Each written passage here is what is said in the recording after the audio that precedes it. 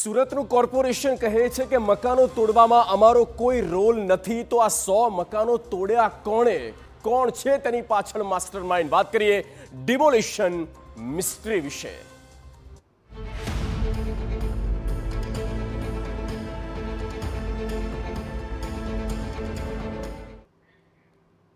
સુરતમાં એક એવો ડિમોલિશન કાંડ સામે આવ્યો જેણે તંત્ર અને પોલીસ બંનેને સવાલોના ઘેરામાં મૂકી દીધા. 100થી વધુ મકાનો તોડી પડાયા, પરંતુ કાર્યવાહી કોણે કરી તેની સ્પષ્ટતા કોઈ પાસે નથી. મહાનગરપાલિકા કહે છે કે અમે ડિમોલિશન કર્યું નથી, ત્યારે આખરે આ બુલડોઝર ચલાવનાર કોણ છે ગરીબોના દુશ્મન જેણે વગર નોટિસે મકાનો તોડી નાખ્યા?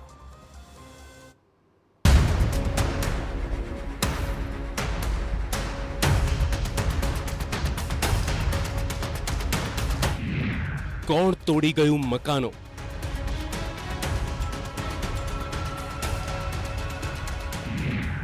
મકાન તોડાવનાર અધિકારીઓ કોણ?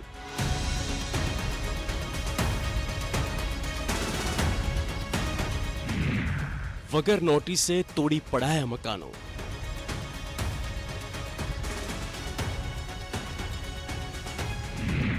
અસલ પોલીસે આપ્યું પ્રોટેક્શન.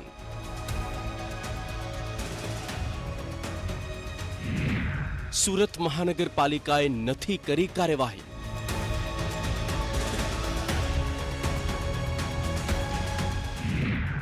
સુરત મહાનગરપાલિકા ઘટનાક્રમથી અજાણ. પોલીસને પૂછો. હા તો પૂછો એમને. અમે ના પાડીએ છીએ તમને કે અમે બંદોબસ્ત નથી માંગ્યો. આ એક વિચિત્ર ઘટના બની સુરતમાં. 100 મકાનો પર બુલડોઝર ફરી ગયું, અને આ કર્યું કોણે અને કેમ તે કોઈને ખ્યાલ નથી, ના તંત્રને કે ના પોલીસને. સુરતના નાસિરનગરમાં 30 મે અને 1 જૂનના રોજ ડિમોલિશનની કાર્યવાહી કરવામાં આવી હતી અને લગભગ 100થી વધુ મકાનોને તોડી પડાયા હતા. સ્થાનિકોનો આક્ષેપ હતો કે કોઈ પણ પ્રકારની નોટિસ વિના જ આ કાર્યવાહી કરાઈ, પરંતુ સમગ્ર મામલે ચોંકાવનારી વાત એ સામે આવી કે મહાનગરપાલિકાએ આ ડિમોલિશન અંગે ખ્યાલ જ નથી. हाल तो अहीना लोको घर विहोणा થઈ ગયા છે. तो यहाँ पढ़े ले, अब घर के बदले घर की मांगनी है, अब हम गरीब लोग कहाँ से लाएंगे? हमारा आदमी भी गुजर जाएगा रमजान में. हम कमाते न खाते न सुकून से रहते थे हमारे झोपड़ों में, जैसा भी रहते थे उस हाल में हम अच्छे रहते थे. दिक्कतें आ रही है. अब बहुत बुरी दिक्कत है. अभी तो क्या सुनाना, दवा को पैसे नहीं है, शुगर की दवा कहाँ से लाना, प्रेशर की दवा कहाँ से लाना? यहाँ पढ़े ले दवा ला रहे 50 रुपए की और उसमें गुजारा कर रहे हैं. ધારાસભ્ય કમિશનર ઘટનાથી અજાણ. મહાનગરપાલિકાએ કહ્યું અમે નથી કરી કાર્યવાહી. ચોંકાવનારી વાત એ સામે આવી કે મહાનગરપાલિકાએ આ ડિમોલિશનની મંજૂરી આપ્યાનો નનૈયો ભણ્યો. જો કે કોંગ્રેસ નેતાનો આરોપ છે કે ડિમોલિશન થયું ત્યારે ચુસ્ત પોલીસ કાફલો અને પાલિકાના સભ્યો હાજર હતા. સુનિયોજિત ષડયંત્ર હેઠળ મકાન તોડી પડાયાનો આરોપ લાગ્યો છે. સુરત મહાનગરપાલિકાનો સેન્ટ્રલ ઝોન અને સુરત શહેર પોલીસનો એસઓજી વિભાગ ડીસીપી રાજદીપસિંહ નકુમની આગેવાની હેઠળ સમગ્ર સ્ટાફ હાજર હતો અને એમની નિગરાનીમાં ડિમોલિશન થયું અને લોકોને એક ઝાટકે ઘર વિહોણા કરવા. આ ડિમોલિશન પાછળ સુનિયોજિત ષડયંત્ર છે.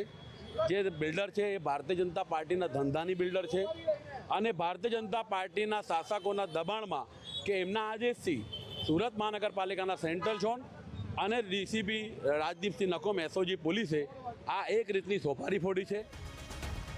60 વર્ષથી વસાહત છે તો તે ગેરકાયદેસર કેવી રીતે થઈ ગઈ તેને લઈને સવાલો ઉઠ્યા. લોકોને મળતા બિલ પર પાલિકાનું નામ છે તો ગેરકાયદે દબાણ ક્યાંથી? જ્યારે સ્થાનિકો સાથે આ અંગે રજૂઆત કરવા કોંગ્રેસના નેતા પાલિકા પહોંચ્યા તો તેમને કહેવાયું કે પાલિકાએ તો દબાણ દૂર કરવાનું કહ્યું જ નથી. જે પ્રમાણે અહીંયા ડિમોલિશન કરવામાં આવ્યું, આજે મહાનગરપાલિકા પાસે અમે રજૂઆત કરવા ગયા તો અમને જવાબ આપ્યો કે આ ડિમોલિશન અમે નથી કર્યું.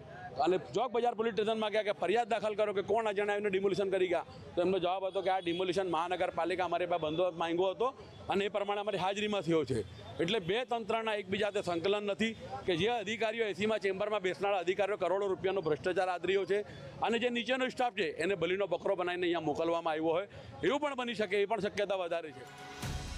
દાવો છે કે સુરત મહાનગરપાલિકાની ટીમ ઘટના સ્થળે ગઈ હતી, પરંતુ ડીમાર્કિંગ કરવા માટે ગઈ હતી અને ડીમાર્કિંગ માટે તેણે પોલીસનો બંદોબસ્ત માંગ્યો હતો.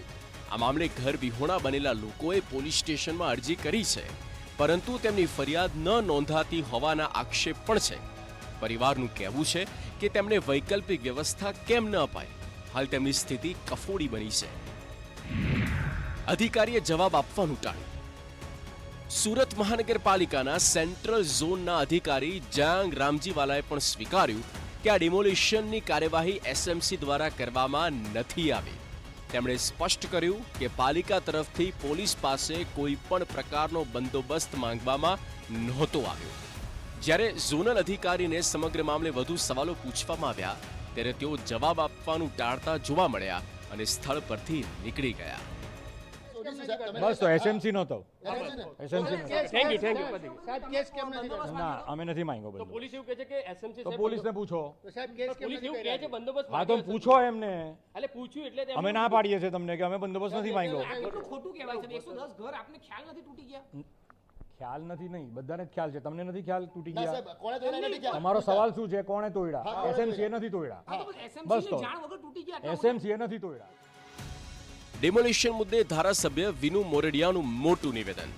સુરત પાલિકા દ્વારા આ ડિમોલિશન કરાયું નથી. સેન્ટ્રલ ઝોન દ્વારા લાઇન દોરીની કામગીરી કરવામાં આવી હતી. ડિમોલિશન કોણ કરી ગયું તેની તપાસ થઈ રહી છે. સુરત મહાનગરપાલિકા દ્વારા ડિમોલિશન કરવામાં આવ્યું નથી તે ગંભીર બાબત છે અને તપાસ કર્યા બાદ આ બાબતે યોગ્ય કાર્યવાહી કરવામાં આવશે. જે લોકો આમાં તપાસ થશે, આમાં જે કોઈ કામગીરી કોઈ અનઓફિશિયલી કાંઈ કર્યું છે તે સરકાર એની કામગીરી કરશે. સ્થાનિકોમાં ભારોભાર રોષ. બીજી તરફ આ સંવેદનશીલ અને ગંભીર બાબતે સ્થાનિક પ્રશાસન કે કોઈ સરકારી તંત્ર તરફથી હજુ સુધી કોઈ સ્પષ્ટતા કે સત્તાવાર નિવેદન સામે નથી આવ્યું. તંત્ર મુદ્દે કંઈ પણ બોલવા તૈયાર ન હોવાથી સ્થાનિકોમાં રોષ છે. આ મકાનો કોણે તોડ્યા, કોના ઈશારે તૂટ્યા અને આ કાર્યવાહી પાછળ કોનો હાથ તેને લઈને અનેક સવાલ ઉઠી રહ્યા છે અને પોલીસે આ મામલે ઊંડી તપાસ કરવી જોઈએ તેવી માંગ ઉઠી છે. 100થી વધુ મકાનો તૂટી ગયા, અનેક પરિવારો ઘર વિહોણા બન્યા, પરંતુ હજુ સુધી એ સ્પષ્ટ નથી કે ડિમોલિશનનો આદેશ કોણે આપ્યો અને કાર્યવાહી કોણે કરી. બળદેવ સુથાર, TV9 સુરત.